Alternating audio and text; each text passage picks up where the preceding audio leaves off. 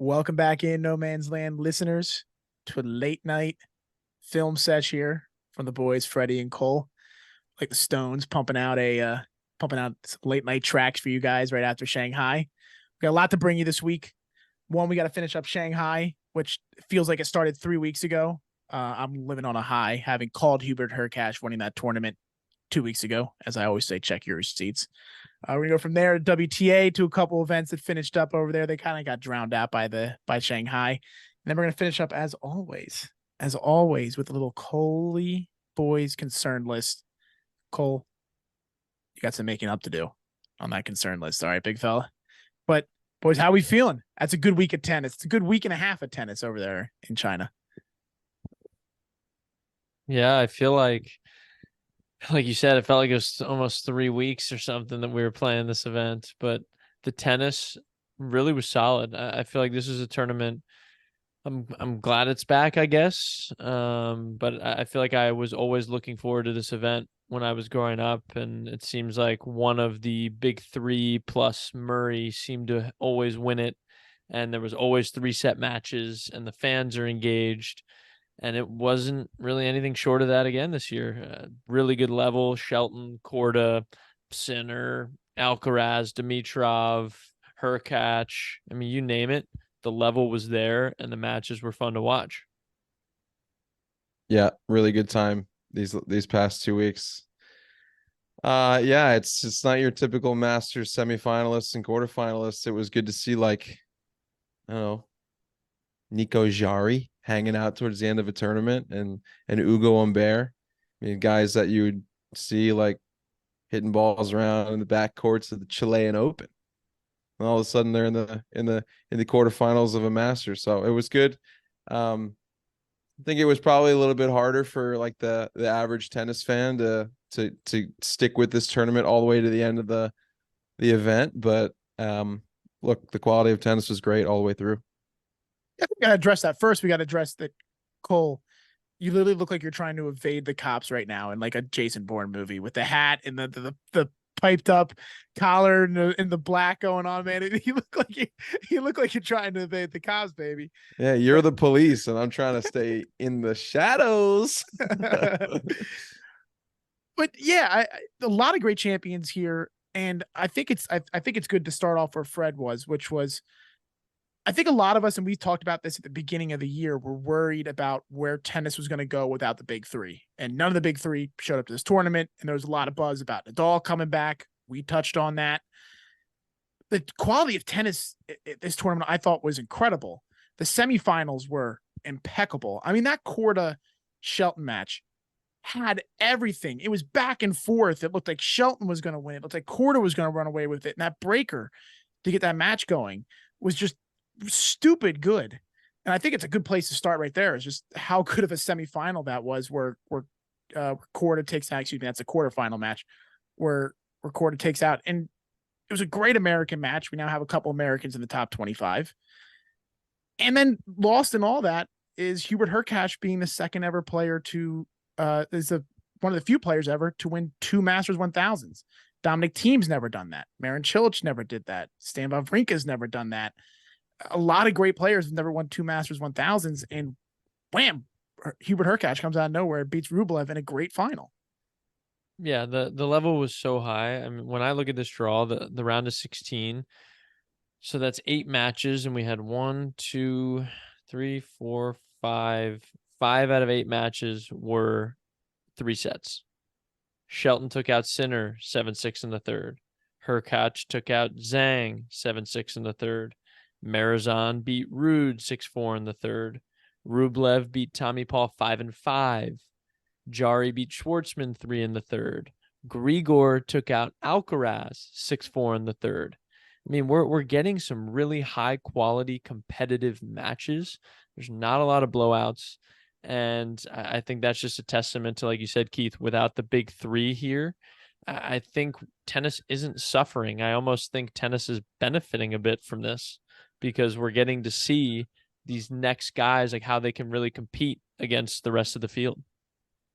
Yeah, and Cole's right, though. Like, the average tennis fan may not have tuned in for a Hurkacz Rublev final. And we're gonna get to the final. Don't worry, because there's enough to break down there. But I am so like I woke up 7 o'clock in the morning on that day of the final. Couldn't really watch it because it was done by that point, and watched the whole final without looking at my phone, just to see who won that tournament. And the tennis was so effing good, and everything leading up to that point. I mean, like you said, even the matches before then, which we highlighted last week, the quarters, the round of 16, and the semis were good tennis. And we do have to talk about that. Maybe Alcaraz has a bit of a, I don't know, maybe it's just Dimitrov played really well, but does Alcaraz have a problem with one-handers? Because he seems to now, looking back at this, have some troubles playing against guys that hit one-handed backhands. Give me a racket. Call Alcaraz up. I'm kidding. Chisel. Yeah, no, he's having a good. chisel. If we haven't seen me commentate and play at the same time, I direct you all to our Instagram. That was pretty funny that I got put out without my approval. Anyway, yeah, he's definitely got an issue with guys like Dan Evans and Dimitrov. They're sort of got his number and playing him hard. I mean, sometimes most of the time Alcaraz is coming up with the wins, but yeah, there's going to be needing to have some adjustment there. They're proving to be pretty tricky opponents.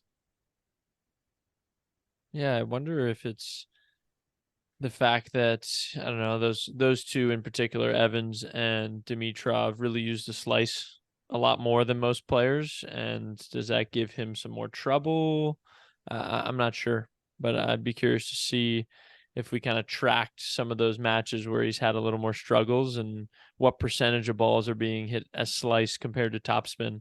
And does that kind of impact how much power Alcaraz can really throw into the ball? Going into this tournament, he was something like 24-3 against guys with one-handers. Now, granted, he's like 24-3 against anybody over the course of his career. He's winning 75% of his matches. I threw that stat out last week. But he had real trouble against guys that really knifed the ball. He really did. I mean, Dan Evans and Grigor Dimitrov, I would say, are in the conversation of best slicers in the game. And also, I would also put in the guys that return the best with one-handers in the game as well. They really neutralized with that return well. So took away two things, and one of them ended up getting Carlos Alcaraz, which was kind of fun. And it's nice to see Grigor Dimitrov get recognized for something that you like. Yeah, Grigor looked quick, man. He was rolling back the years. It's like a cat out there all over the place. Keith, I actually want to ask you this because we had a lot of gym talk this week. Like Fed was walking through the gym in Shanghai and he was taking you through. And then also you had some videos about like Grigor on the bike and he was like taking his shirt off. Like, I know you've got an affinity for the man. So were you all right? Were you all right midweek, or it's Grigor onslaught from all angles? Yeah, no, I was my interest was piqued. I did love the video he did with pranking all the players. I don't know if you guys saw that. Fred, did you see that video by any chance? Yeah, that was great. They had him basically in the producer's studio, and all the players thought they were coming out doing some of their usual media obligations, and they had them reading some stuff in Chinese. And then at the end of the video, they told them what they were actually saying in Chinese, and Grigor had kind of helped the producers come up with a few funny things. I'm trying to remember, like one of Fritz was like, Yeah. "Oh, my girlfriend is more popular than I am." Francis was like something to do with like, "Oh, here's all my celebrity friends," or something like that. I'm trying to think what else, but it was pretty funny. Rublev was like, I have a crush on Dimitrov. Yeah. So Rublev and I have that. I think Rublev was the one that was the one to figure it out, because he said it and they had to say Dimitrov in it. And he was like, huh. And he was like, oh, of course it's Grigor, the one that got me to get this going. And they got Daniil Medvedev in it. I think Sinner was in it. It was a great video. And I love anytime these guys who travel the world together kind of get to play pranks on each other. Look, it was a lot of fun. Grigor's got a wide range, man. He's like Ashton Kutcher and like punked, and now you've got he's also his backhand boys. He went from like reality TV to like now this. Well, he wants to get the one-handed backhand boys together again. He wants to get Tommy Haas and Federer and do another one of those videos. Drop an album. That'd be unreal. That'd just be. I hope they're playing Dancing on My Own. Go Phillies. And we should make a shirt like that. We got three of us here, the one-handed backhand boys. No Man's Land. Got to make a new T-shirt with that. Something to do with that. Leading single. chisel.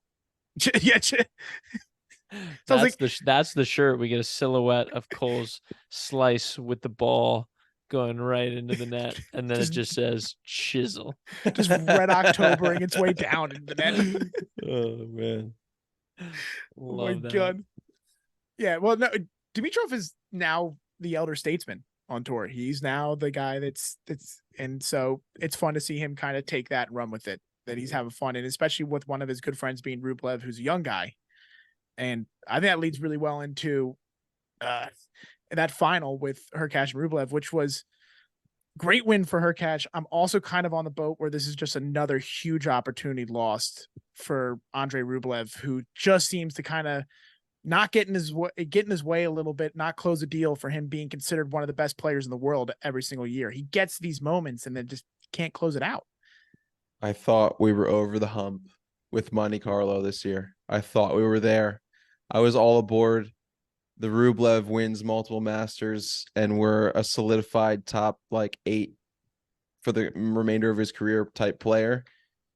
But like, I just don't know. Every time that there's an opportunity to like really solidify that ranking, it evades him. Like that third spot's open.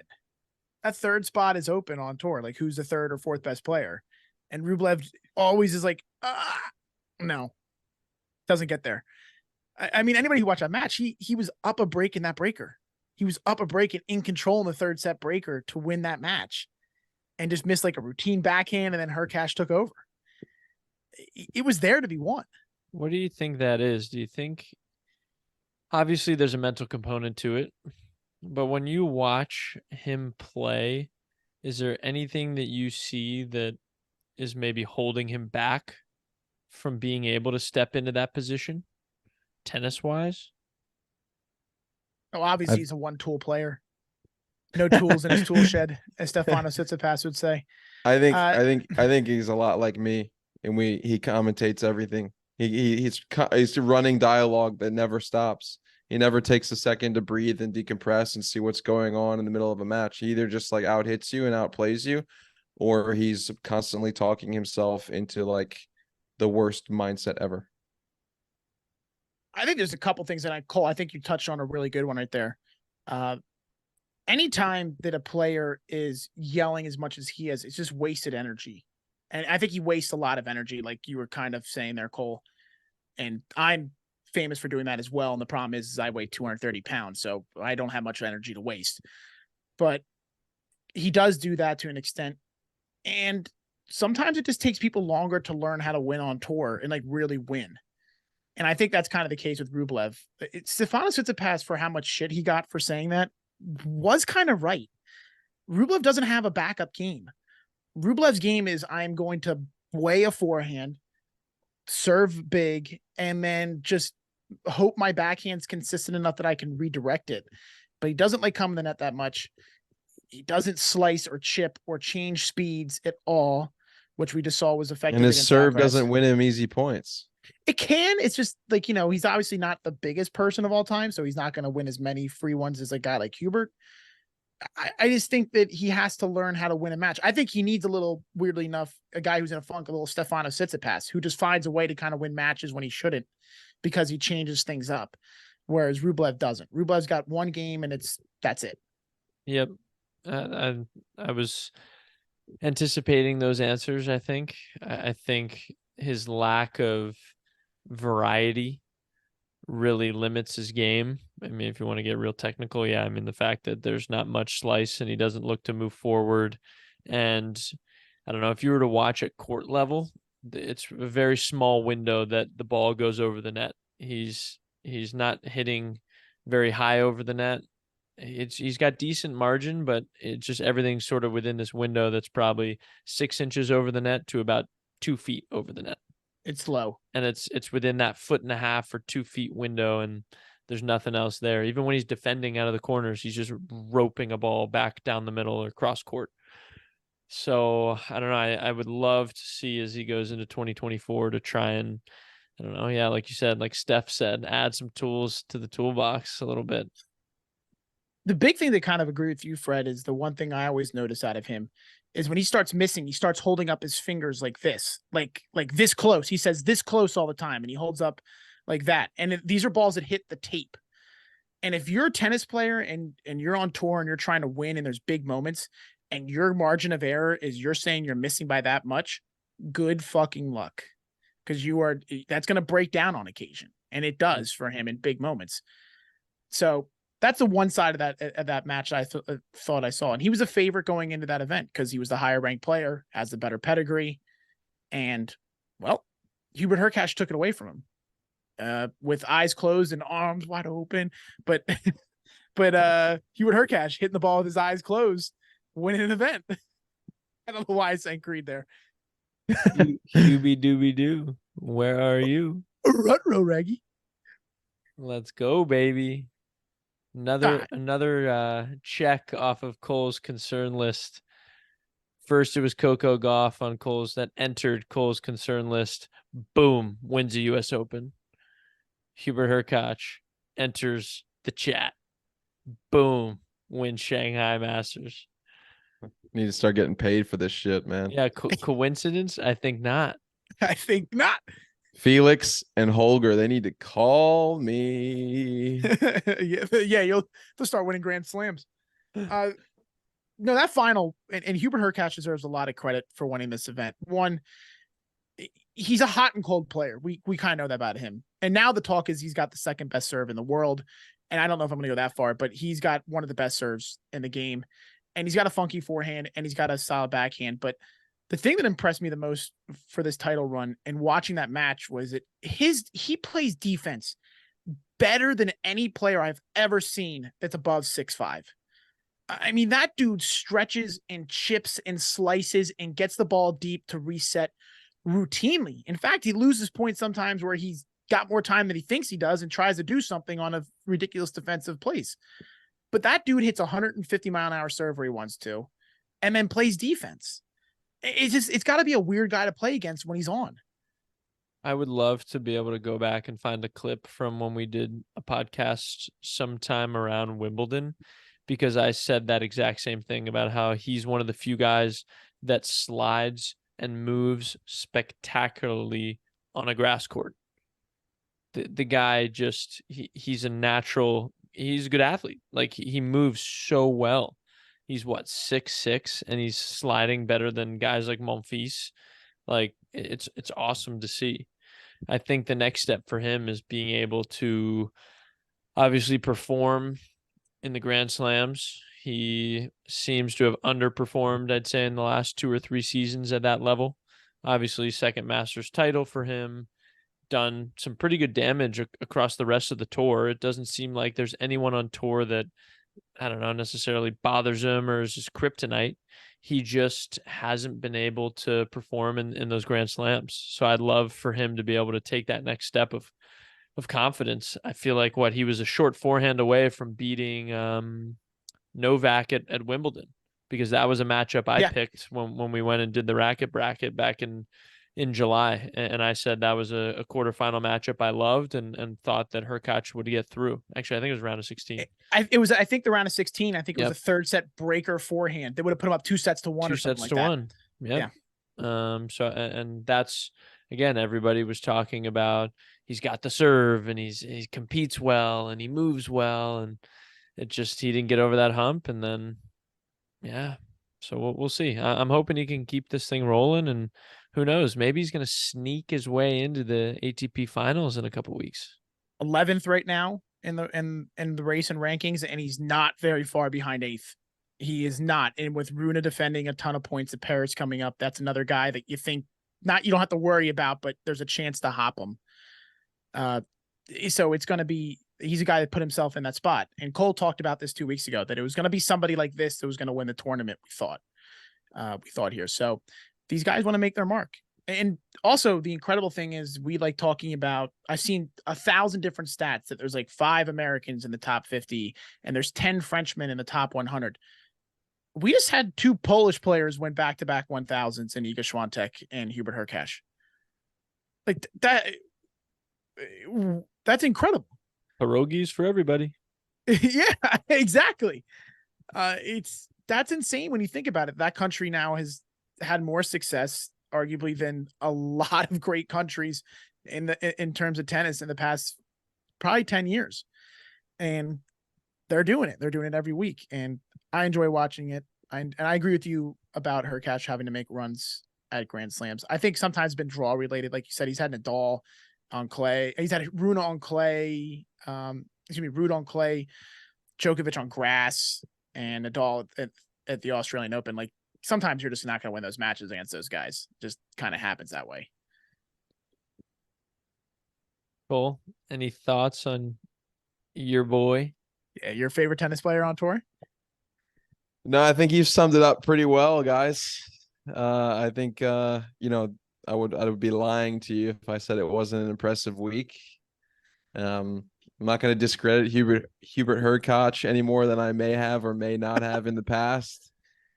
I'm not going to swallow my words. I'm just going to say hasn't been past round of 16 in the Grand Slam, and and then for some reason he keeps losing at the second round of every other Grand Slam. So we can say it. We can say he's got a bad draw, and I could tell you that he got a great draw this week. He did. So we can all look at, you know, we could split hairs here, but no, it's impressive, right? Like he did get a great draw. He did get a great draw. Kokkinakis, Zhang, Fabian Marjan, Korda, and then Rublev. Yeah, it was a great draw. But you have to take the advantage, the opportunities when they come, right? So now he's in 11th. Exactly.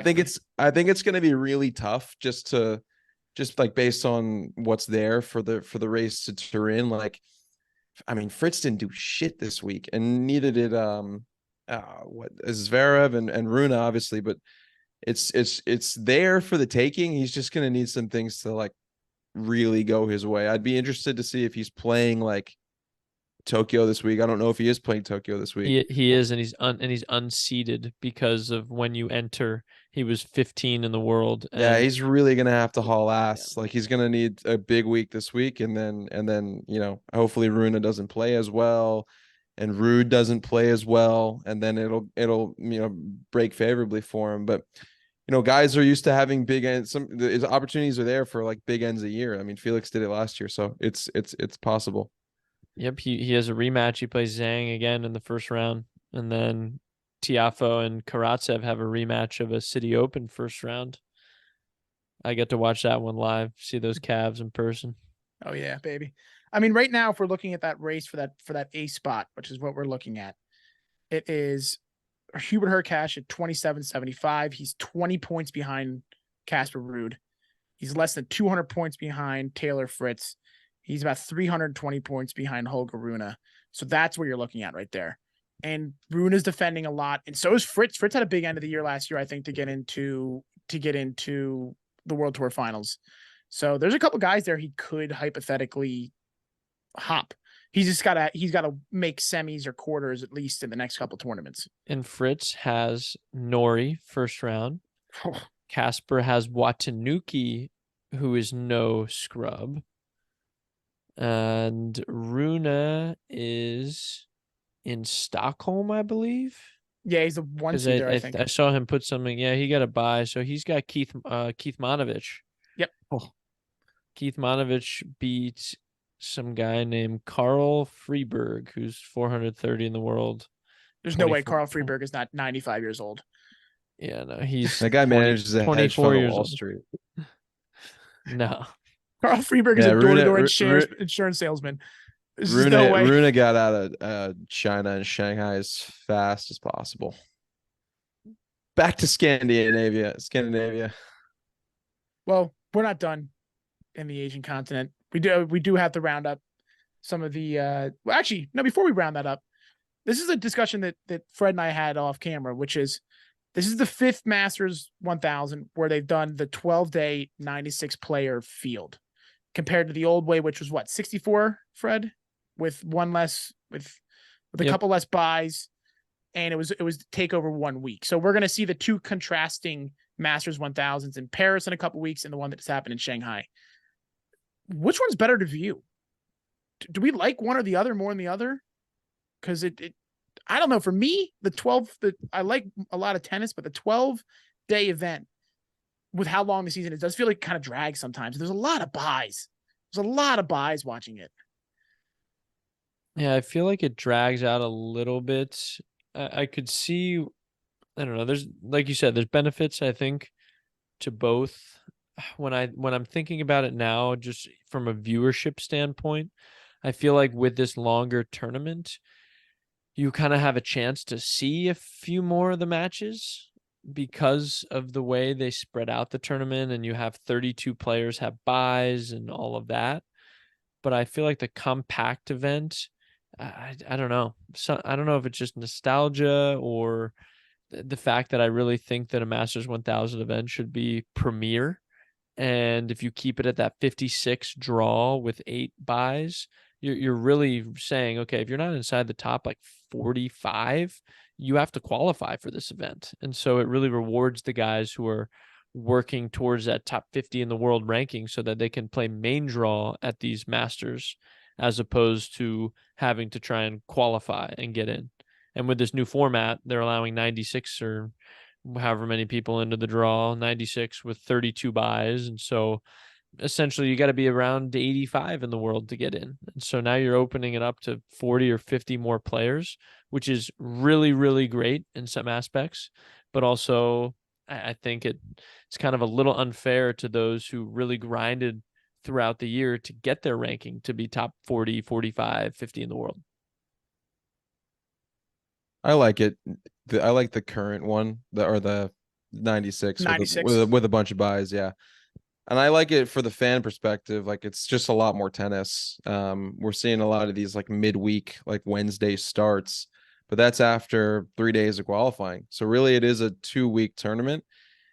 And, the more tennis, the better for me, really. Like, I think back to the old Masters 1000s when they would play 5-setters as like the last match of the tournament. I think, Fred, you can correct me on that if I'm wrong. I wish they still did that, man. There's been some finals in the last 7 to 10 years that I wish we could have gotten a 5-setter. But I know tennis is long before me and it will be long after me. But I, sort of think about the greats of that time and how it was sort of like to that time. And now we have these players now, and this is the way the format is now for the newer, younger players. And it's a 96 and it's 2 weeks, and it's like, it sort of ran its course with like the Sampras and the, I don't know, like even when Federer was younger, like Davydenko and all those guys. And I don't know, just like it's sort of, that was the old way of doing things. And now this is the new way. We have to push forward and make things stronger and newer and more modern. Cole's all about new. Cole's always all about the new. He wants new events, new places. He was bummed when Cincinnati didn't move to Carolina, I'm guessing, and it decided to stay. Yeah, I wanted to go to the Buzz City. Yeah. But so for those wondering why this is a new thing, this is part of the ATP's One Vision platform, which is they were trying to do this in order to grow the game more. So this is these new Masters 1000s with 96 person draws over 12 days is equal revenue share, 50-50 between tournament, ATP, and the players. So they get more money for players. So there's a couple positives for this. One, more money for players, which is never a bad thing for guys that aren't making nearly enough money. I'm going to say it every week until somebody fixes it. It's also because of the fact that you're getting more people into the event, you're also getting more prize money out to more players in general, not just more prize money for the individual wins the tournament, but also the 80th ranked player in the world has a chance to win more cash and win more money and keep their career going. The real negatives behind it, and Hubert Hurkacz hit on it during the tournament, which is if you get bounced early, which generally you're going to do if you're 80 something in the world for the most part, you are stuck there for 2 weeks because there's nothing else going on. Our boy Johnny Levine, who we had on an earlier podcast, great interview, who runs the Phoenix Challenger, which is one of the few 175 challengers. His event is popular because of the fact that it's a nearby tournament that allows those players that get bounced early to play and accumulate money again and accumulate ranking points. But for the most part, these tournaments don't have that. So the offset you're getting from money in terms of either I got to stay in a hotel for another week and a half, or I got to fly all the way across the world to get to my next event If I'm 80 in the world, I'm not getting into Tokyo. I got to go to Antwerp. I got to go to Stockholm, or I can go to a challenger somewhere. Like it's a lot of money just doing that. So I'm on the fence with it. I like more tennis. I do think it drags. I do like my big events to be big events. And I think sometimes Masters 1000s, there's 9 of them. So there's enough of them where I don't need it to be 2 weeks. I like the 1 week and we move on to the next one and we have a new tournament winner every single week. The season flows and keeps going that way. The only thing was like that I would do differently with the 96 is I feel like the tournament goes like 2 or 3 days before you realize it's started. Yeah, because of all the buys. Yeah. Well, I mean, and it's all the big name players aren't playing until day 4. So Bingo. it's hard to like gain traction, but I will still side with my 96 draw. It's almost like they don't call it qualifying, but it's almost like it's qualifying. You're giving 32 guys a bye, and then there's really only 10 other guys after those 32 that would have been in a traditional main draw anyway, and then everyone else would have been in the qualifying anyway. So I don't know. It's like they've expanded the tournament by just taking the qualifying and putting it into the main draw and just calling it the main draw and giving out some more points and some more money.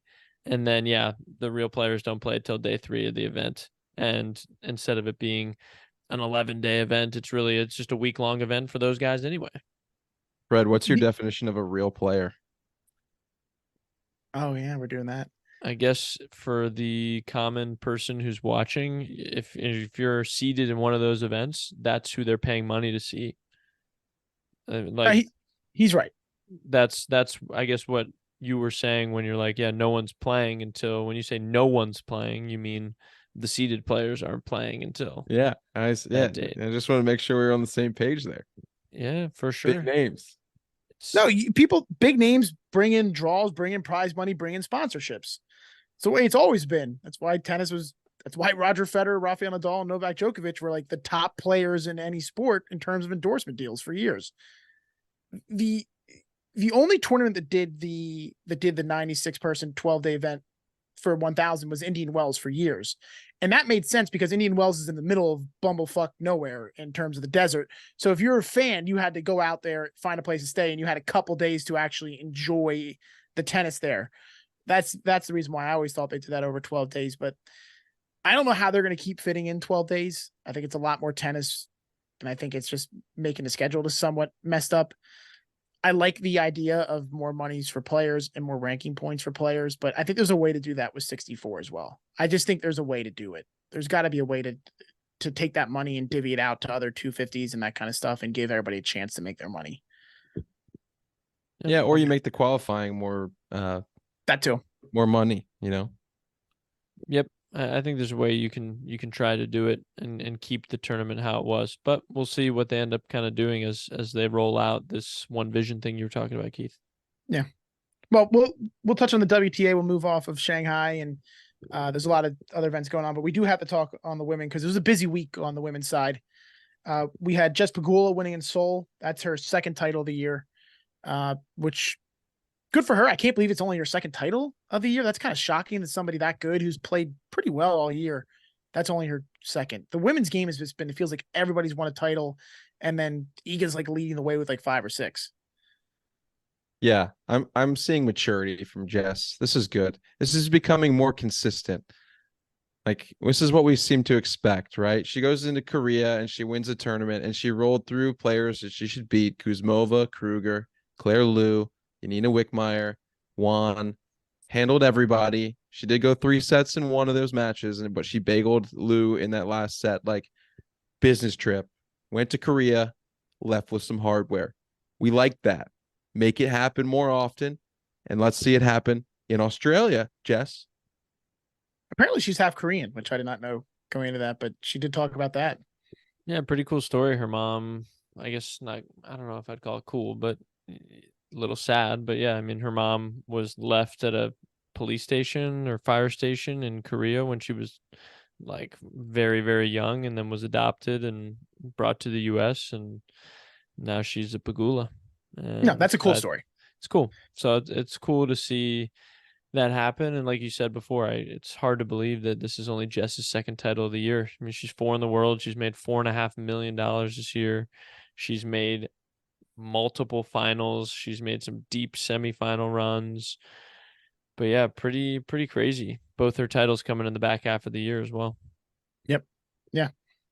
On to the next one, Leylah Fernandez winning in Hong Kong. That's a good win. That's great for the women's game if Leylah Fernandez can get going again, because she did seem like such a fun and energetic winner when she burst on the scene a couple years ago. That's her first title in 594 days. That is a long, long time. I can't believe that her and Raducanu sort of dropped off as much as they did after that final at the US Open. I mean, Raducanu is battling it with injuries right now, but yeah, Fernandez has sort of gone away and just hasn't played well. Like, it hasn't really been injuries. Now she's back, man. Top, what'd you say? 43 now, Keith? I actually have to look at where she's at in the ranking, she's I think she's live 43. She just jumped Caroline Dolheid's now at 44, which is hilarious because I feel like obviously we know Caroline, but the common tennis fan or like tennis media, no one talks about Caroline. And she's been ranked for the last couple of weeks in front of Leylah Fernandez, who gets talked about every frickin' day because she did one thing 2 years ago. So I'm happy that she's found some form, so that the way they're talking about her, it actually means something and keeps her relevant.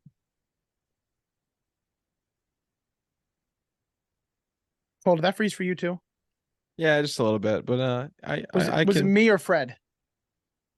It was Fred. Yeah, okay. Fred, you back now? Say something. Yo, I've been in. I just watched you. You froze and we didn't hear you. Oh, all good. Well, I'll go in and edit it out. Yeah, sorry. There was a point where we were both talking because I thought you were done. Oh, you're good. Go ahead. Yeah, where we were at with Leylah. So good win for Leylah in Hong Kong. It's great for the women's game for her to be back on. And then I think the real story, and God bless me for trying to pronounce this, because this is going to be real fun to say, the third women's event over the weekend, which is Jiajing Zhang winning Zhang Zhu. How'd I do? I mean, that's like at least a 7.5. I'll take a 7 out of. I'll take that. The C's get degrees, baby. Fuck Wim Facet. Let's go, Jiajing. Wow. Yeah, great Firing win. Darts out. Great win. Just sat there, won it to her first tournament. We talked about a couple of weeks ago how we thought maybe this would kill her confidence. She was playing her best tennis. Her coach leaves.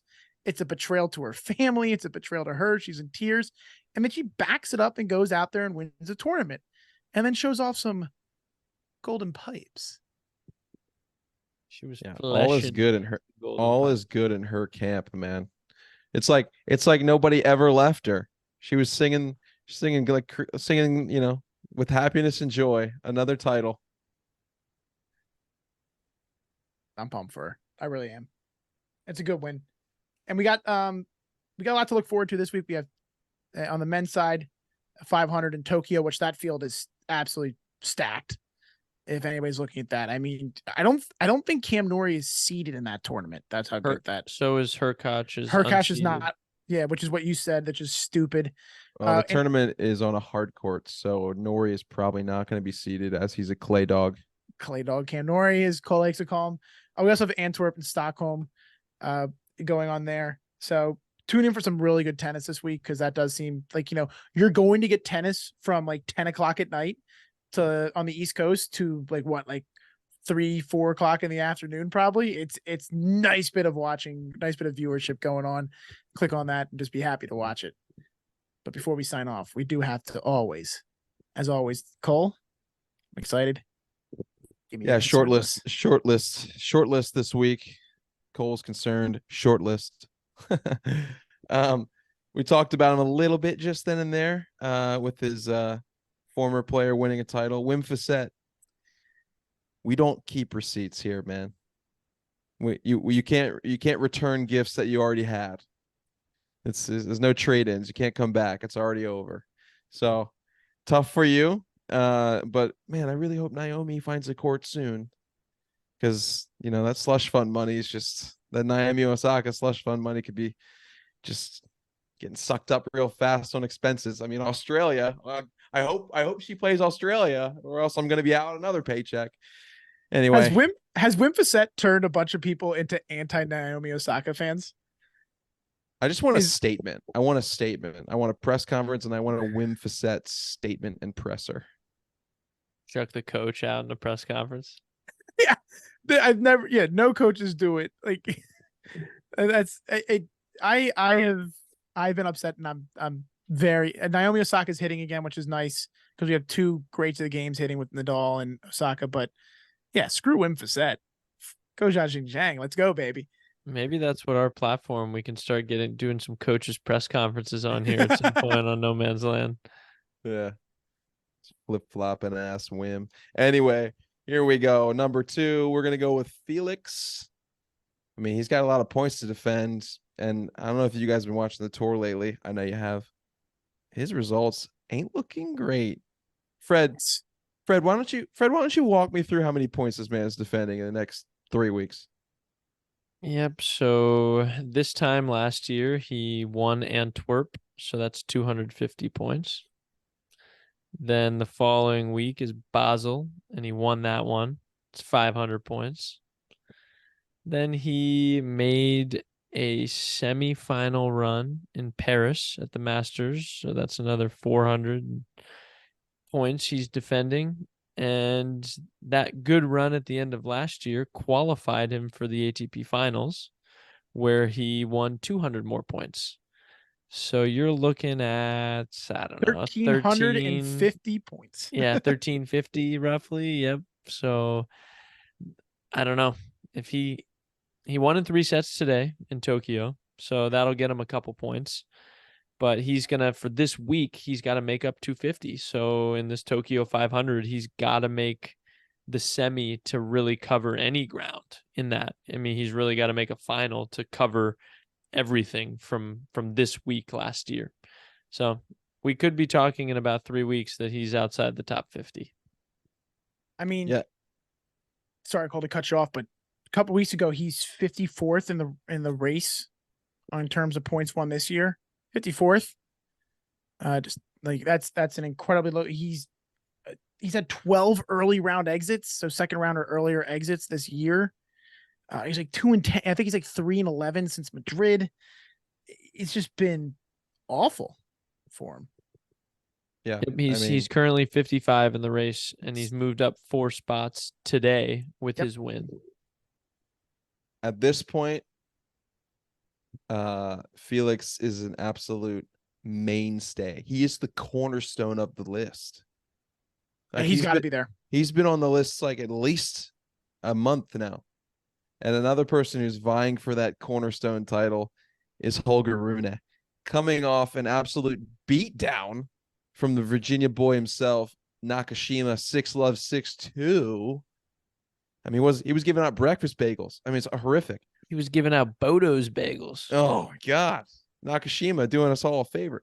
Anyway, Holger, not only in awful, awful form, but is choosing to surround himself with some questionable visionaries, you could say. Patrick Mouratoglou, former coach, linked with Simona Halep and drug abuse and supplements and drug abuse. Drug abuse. Sorry, performance enhancing illegal supplements that are not approved by the WTA and giving her bad advice. And now he's surrounded himself with bankruptcy Becker. This guy just got out of prison. Yeah, just photos circulating of Holger Rune hitting at Becker's like academy, them being together. Listen, as long as Becker doesn't get a hold of the financials, I'm actually okay with this. Boris Becker was Novak Djokovic's coach for a number of years. Like, he did a good job with Novak and took Novak from a guy who could not close out tournaments to a guy who was the best player in the world. So Boris Becker may know what he's talking about a smidgen. I don't think Mouratoglou does. Every time I watch that dude give a video on coaching, I'm just like, you look like every coach that I've seen at like a local park, except your shirt's like 3 sizes too small. And you charge 7,000 an hour for a lesson. Well, he's gonna need to see some results, immediate results, and hope that Bex isn't too money hungry and greedy. Get back out of the bankruptcy bin. Yeah, Holger Rune is young. I think he's just doing what most people, like some guys, do when they're younger. Like Alcaraz is fading a little bit at the end of the year after being the most dominant player maybe in the world. So, it's a grind. This game's a grind. That's the list for you. Top 3. I'm going to add a couple to this. I'm going to add 1 or 2 to mine. And Fred and I talked about this. We got to start talking about on my concern list the overhyped bullshit sportsmanship moments they keep talking about are showing on every form of social media that's driving me up a wall. I'm so tired of all this sportsmanship that I'm seeing on the screen. And before you all come at me like, oh, Keith's the guy that wants assholes. No, they're just like it's just like the prime example was, I think, was it Rublev Dimitrov semifinal match. Fred, I think we were texting about this when we watched this happen, which was Rublev hits a serve in the breaker that very clearly hits the net cord. Goes in. It's an obvious let. The system does not pick it up. And he's like, that's a let. Give him a let. And like that was like apparently made him the nicest tennis player that's ever lived, for just being a normal person with ears, eyes, and a conscience, is the reason why, for some reason, Rublev is the nicest guy that's ever played on a tennis court. And I'm not doing this to shit on Andrei Rublev. Just why was this played 15,000 times for me on social media? Yeah, the other clip was between Shelton and Korda. Oh, Shelton hits a bomb ace, and Korda like threw up the finger to challenge, but then the ref, I guess, didn't see it, and then he asked him, he's like, are you going to challenge? He's like, oh, it's too late now. And Shelton went up. He's like, no, like I saw him put his hand up. Like, you can give him the challenge. In the back of my head, I'm like, Shelton's a goddamn genius. He's just making Korda piss away a challenge because he knows his serve was in. But they were praising him, being like, what good sportsmanship between the Americans. It's phenomenal. It's like, no, it's kind of like he said. It's like, if you're just like a half decent person, it's what you're going to do. Like, there's no need. And maybe there is a need. Let's put this stuff out on social media so maybe more people start just having a little more common sense like this. But yeah, it's getting circulated a lot more than I would have anticipated. you think they're trying to kill the narrative that like all tennis players are like assholes? They're like, here, look, we're good people. Look at this video. I'm telling you, this is a good guy. Look, they're hugging after he won a match. Like they're best friends. Nobody here's a jerk. There's been a lot of that too. I feel like every handshake is this like big hug and rub of the back and touch someone's chest and yeah, tough man. I'm so sorry. It was a tough one today. Best of luck. I'll see you at lunch tomorrow. Yeah, tell your mother I said hello. Yeah. guys, what we're forgetting is that not only is the year-end #1 trophy given out at the end of the Race to World Tour Finals, Stefan Edberg Sportsmanship Award is given out as well. So we got a bunch of hungry, thirsty dudes vying for a little trophy that says Stefan Edberg on it. Somehow Federer's going to win it again. Yeah. I don't know how. Fed's won it 19 in the last 21 years. The only exceptions being Nadal. No, I don't know. I mean, I'm not saying being an asshole is somebody, but is it too much to ask for like a guy who wants to win?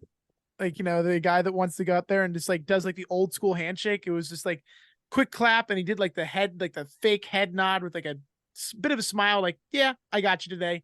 Like, is that too much to ask for nowadays? Yeah, I just want that. We need the Nick Kyrgios and Fabio Fognini handshakes at the net. The like, the quick like drive by, like keep it moving. Yeah, bingo. That's all I'm looking for. That's all. So I'm adding that to my play. ATP Tour players, like, give me some of the WTA cold ass handshakes. WTA has nailed a cold ass handshake. They barely like touch each other. Like, it's like if they could racket bump by leaning as far away as they could on the WTA Tour, I think they would. Give me some of that. I want some of that pettiness. I want some of that fuck you attitude in the middle of my handshake. That's all I'm saying. With that, did we wrap it down? Wrap it up? Wrap it down? Whatever the hell we're going to do. But as always, tune in on social media, Instagram, TikTok. We're putting out some videos every day now. And YouTube always, you can catch it there if that's where you like to watch it. And as always, ladies and gentlemen, swing a big stick.